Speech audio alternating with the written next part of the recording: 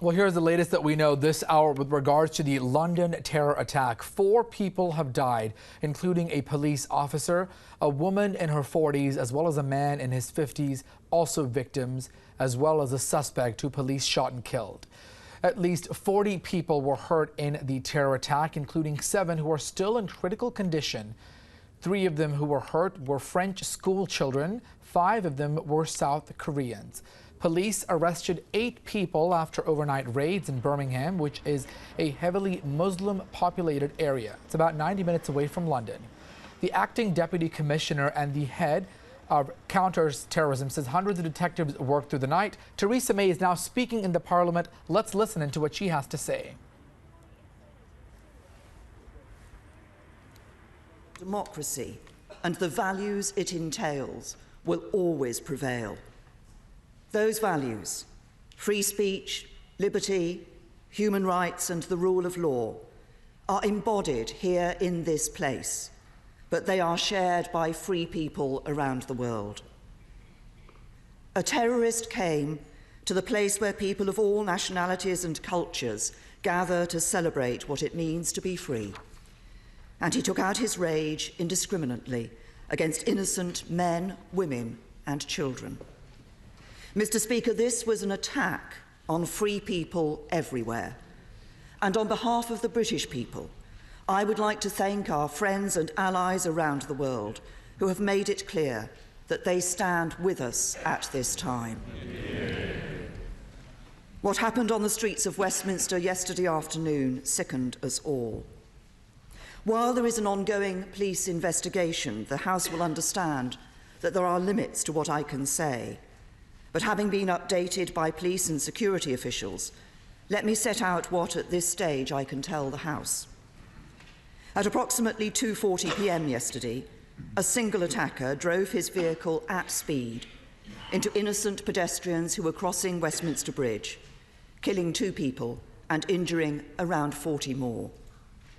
In addition to 12 Britons admitted to hospital, we know that the victims include 3 French children, 2 Romanians, 4 South Koreans, 1 German, 1 Pole, 1 Irish, 1 Chinese, 1 Italian, 1 American, and 2 Greeks. And we are in close contact with the governments of the countries of all those affected. The injured also included 3 police officers who were returning from an event to recognise their bravery. 2 of those 3 remain in a serious condition. Mr. Speaker, the attacker then left the vehicle and approached a police officer at carriage gates, attacking that officer with a large knife before he was shot dead by an armed police officer. Tragically, as the House will know, 48-year-old PC Keith Palmer was killed. PC Palmer had devoted his life to the service of his country.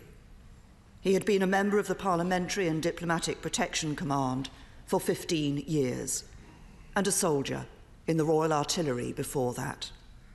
He was a husband and a father, killed doing a job he loved. He was every inch a hero, and his actions will never be forgotten. Yeah.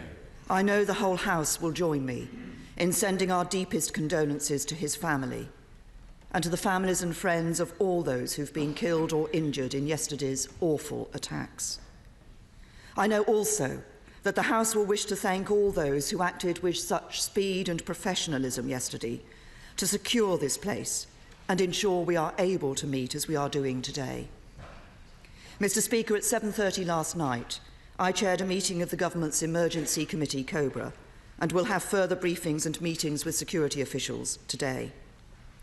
The threat level to the UK has been set at severe, meaning attack is highly likely for some time.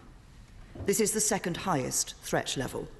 The highest level, critical, means there is specific intelligence that an attack is imminent. As there is no such intelligence, the Independent Joint Terrorism Analysis Centre has decided that the threat level will not change in the light of yesterday's attack.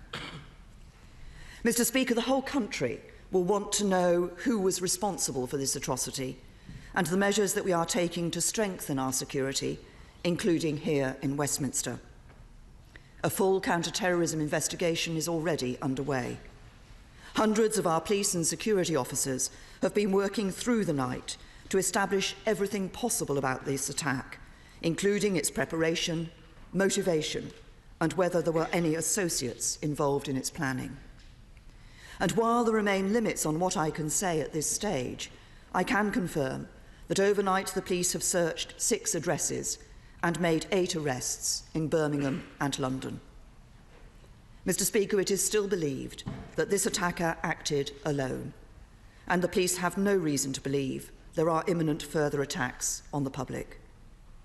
His identity is known to the police and MI5, and when operational considerations allow, he will be publicly identified. What I can confirm is that the man was British-born, and that some years ago he was once investigated by MI5 in relation to concerns about violent extremism. He was a peripheral figure. The case is historic. He was not part of the current intelligence picture. There was no prior intelligence of his intent or of the plot. Intensive investigations continue. And as Acting Deputy Commissioner Rowley confirmed last night, our working assumption is that the attacker was inspired by Islamist ideology. Mr. Speaker, we know the threat from Islamist terrorism is very real, but while the public should remain utterly vigilant, they should not and will not be cowed by this threat. Yeah. As Acting Deputy Commissioner Rowley has made clear, we are stepping up policing to protect communities across the country and to reassure the public. And as a precautionary measure, this will mean increasing the number of patrols in cities across the country, with more police and more armed police on the streets. Since June 2013, our police, security and intelligence agencies have successfully disrupted 13 separate terrorist plots in Britain. Following the 2015 Strategic Defence and Security Review, we protected the police budgets for counter-terrorism and committed to increase cross-government spending on counter-terrorism by 30% in real terms over the course of this Parliament. And over the next 5 years, we will invest an extra £2.5 billion in building our global security and intelligence network, employing over 1,900 additional staff at MI5, MI6 and GCHQ, and more than doubling our global network of counter-terrorism experts, working with priority countries across Europe, the Middle East, Africa and Asia. Mr. Speaker, in terms of security here in Westminster, we should be clear, first of all, that an attacker attempted to break into Parliament and was shot dead within 20 yards of the gate. If his intention was to gain access to this building, we should be clear that he did not succeed. The police heroically did their job.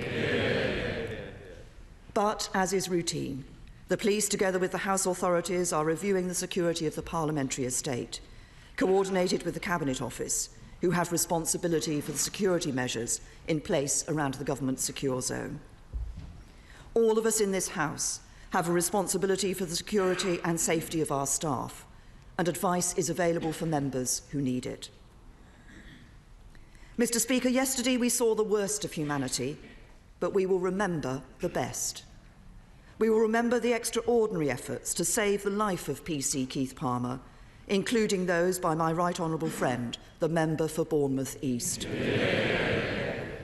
And we will remember the exceptional bravery of our police, security and emergency services, who once again ran towards the danger, even as they encouraged others to move the other way. On behalf of the whole country, I want to pay tribute to them for the work they have been doing to reassure the public, treat the injured, and bring security back to the streets of our capital city. That they have lost one of their own in yesterday's attack only makes their calmness and professionalism all the more remarkable. Mr. Speaker, a lot has been said since terror struck London yesterday. Much more will be said in the coming days.